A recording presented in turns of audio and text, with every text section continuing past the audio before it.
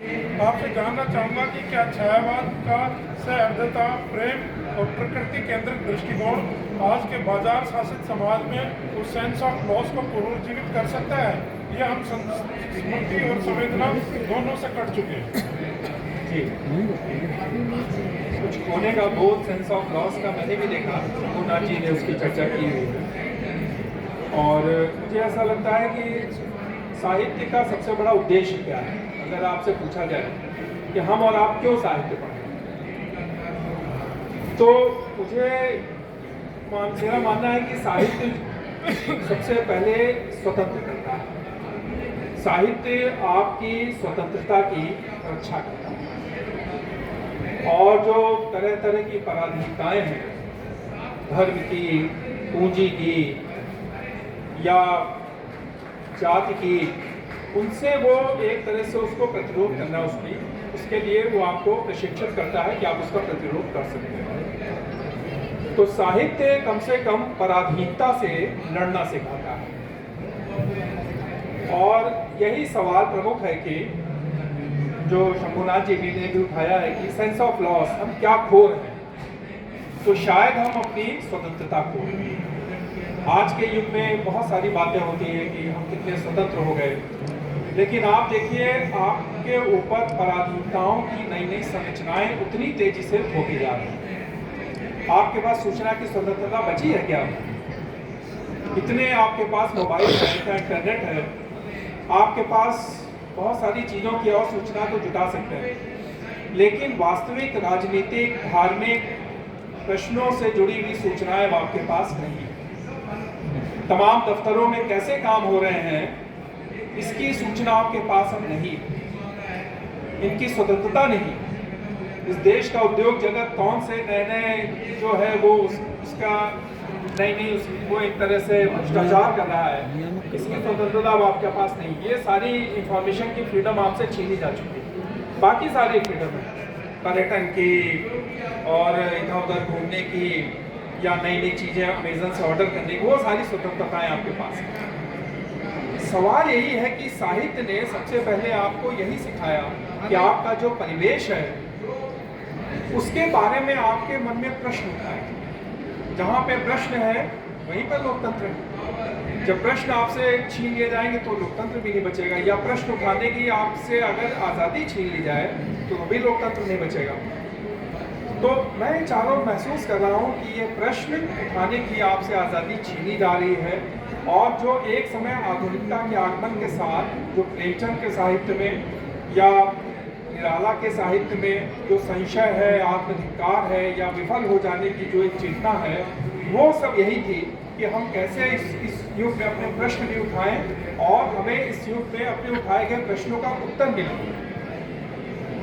तो ये एक बड़ी पराधीनता का संकट है। मुझे ऐसा लगता है कि जिस तरह से, और आप देखें छायावाद का जो पूरा राष्ट्रवाद है, राष्ट्रबोध है, वो बहुत गहरी राष्ट्रीय चेतना है। जागो फिर एक बार या प्रसाद जी के नाटक, मैं उसमें तथ्यों में नहीं जा रहा हूँ, तो उसमें देखिए राष्ट्रवाद है, राष्ट्रीय चेतना है, लेकिन उसमें संकीर्णताओं से लड़ने की भी चेतना है।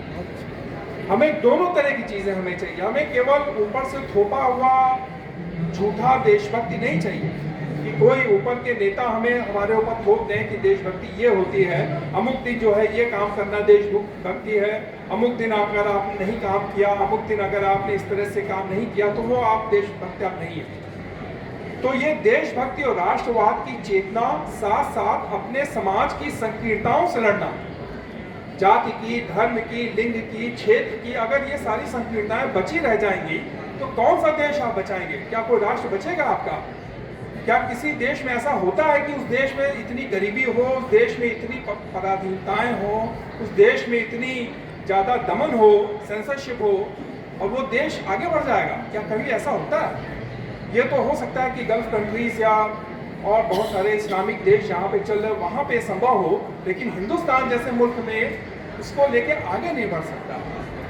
तो अगर आप पूरा का पूरा देखें, जो महावीर प्रसाद द्विवेदी का जो युग था, जिसके बारे में कहा जाता है कि प्रतिक्रिया में छायावाद आया, या फिर छायावाद के बाद जो प्रगतिशील आंदोलन आया, इसकी भी एक हमें तैयार करनी चाहिए। सर ने बहुत अच्छा काम किया है कि 3 सांस्कृतिक त्रिभुज उन्होंने बनाया है। लेकिन मुझे ये द्विवेदी जी का आंदोलन, छायावाद का आंदोलन और प्रगतिशील आंदोलन, इनके त्रिभुज को भी बना के परखने की जरूरत है कि ये जिन मूल्यों की वकालत कर रहे थे, जिन मूल्यों के लिए खड़े हुए थे, क्या वो मूल्य हम कहीं गंवा तो नहीं रहे? तो ये सबसे बड़ा एक तरह का प्रश्न उठाने की आज़ादी, एक तरह से अपनी स्वाधीनता के लिए संघर्ष, वो सब जो है वो हमें उस पर पुनः हमें विचार करना चाहिए। क्योंकि एक तरह से कोई भी जो पीछे का जो साहित्य होता है वो दोनों तरह से शिकार हो सकता है। मैं देखता हूँ कि जो भक्ति आंदोलन है या उसके बाद जो नव जागरण है उसको भी विकृत किया जा सकता है। जिस तरह से मध्यकालीन राजनीतिक इतिहास को विकृत किया जा सकता है, उसी तरह से साहित्यिक आंदोलनों के इतिहास को भी विकृत किया जा सकता है। तो इस बात को हमें ध्यान में रखना चाहिए कि साहित्यिक आंदोलनों के बारे में एक सही मानवतावादी वैज्ञानिक समझ हम विकसित करें, और जो हमारे समकालीन प्रश्न हैं, और खासतौर पर मैं बार बार दोहरा रहा हूँ कि जो तरह तरह की नई नई संरचनाओं का उदय हो रहा है, जो मनुष्य को मनुष्यता की गरिमा से नीचे उसको उतारने का प्रयास हो रहा है, और एक तरह से नए तरह का लोकतंत्र के भीतर नए तरह के राजतंत्र का उदय हो रहा है। राजतंत्र 3 बातों पे चलता था, एक व्यक्ति पूजा का सिद्धांत, दूसरा सैन्य बल की अधिकता, और तीसरा धर्म की निरंकुशता। तो ये 3 जो चीजें हैं, धर्म की निरंकुशता, सैन्य निरंकुशता और व्यक्ति पूजा, ये सबसे बड़े संघर्ष के तौर पे मुझे लगता है कि आने वाले सवाल होंगे। और जो छायावाद जो है वो व्यक्ति की गरिमा स्थापित करता है। छायावाद एक तरह से प्रकृति से आपके जुड़ाव को और प्रकृति के माध्यम से स्वयं को प्राप्त करना, उसको वो संभव बनाता है। और वो तीसरे स्तर पर उसने बड़ा ये काम किया कि उसने एक बहुत सारे जो हमारे जो साहित्य की जो विधाएं थी उनको इस तरह से विकसित किया कि मनुष्य जो है वो नए नए ढंग से नई नई शैलियों में अपनी बात कह सके। और ये बड़ा काम होता है कि साहित्य का कि वो नई नई विधाएं भी इस तरह से विकसित करता है। जैसे कि छायावाद ने ही एक तरह से मुझे लगता है कि लंबी कविता के पूरे एक शिल्प को उसने विकसित किया। जो जितनी भी लंबी कविताएं हैं, तुलसीदास कविता हो गई या राम की शक्ति पूजा कविता हो गई, तो उसने वहाँ पे उसने उसको विकसित किया और उसके माध्यम से व्यक्ति की आज़ादी को उसने रेखांकित किया। अगर आप देखें राम की शक्ति पूजा में जो वो निराला का संघर्ष है, वो राम का भी संघर्ष है और एक आधुनिक मनुष्य के तौर पे निराला का संघर्ष है। और ये कहा भी गया है कि राम को भले शक्ति प्राप्त हो गई हो, लेकिन आधुनिक मनुष्य को वो अभी शक्ति अभी प्राप्त नहीं हुई है जो स्वयं निराला था। या जो उनकी पंचवटी कविता है उसमें सुप्रखा का पूरा जो है उसमें उसका रूप बदल गया है। हजारी प्रसाद द्विवेदी ने लिखा है कि जो वहाँ पे सुप्रखा आई है वो राक्षसी के तौर पे नहीं आई है, वो वहाँ पे एक सामान्य स्त्री के तौर पे उसमें आई है। तो अपने मिथकों को एक मानवीय दृष्टि से पुनः उसकी व्याख्या करना, ये भी छायावाद जो है वो हमें सिखाता है। क्योंकि धर्म और मिथक इनकी सत्ता बनी रहेगी, लेकिन इनकी मानवीय पुनर्व्याख्या की जिम्मेदारी बौद्धिकों पे रहेगी, साहित्यकारों पे रहेगी। और उनको इस जिम्मेदारी के लिए मुझे लगता है जब भी पूरी करेंगे तो उनको छायावाद का स्मरण होगा।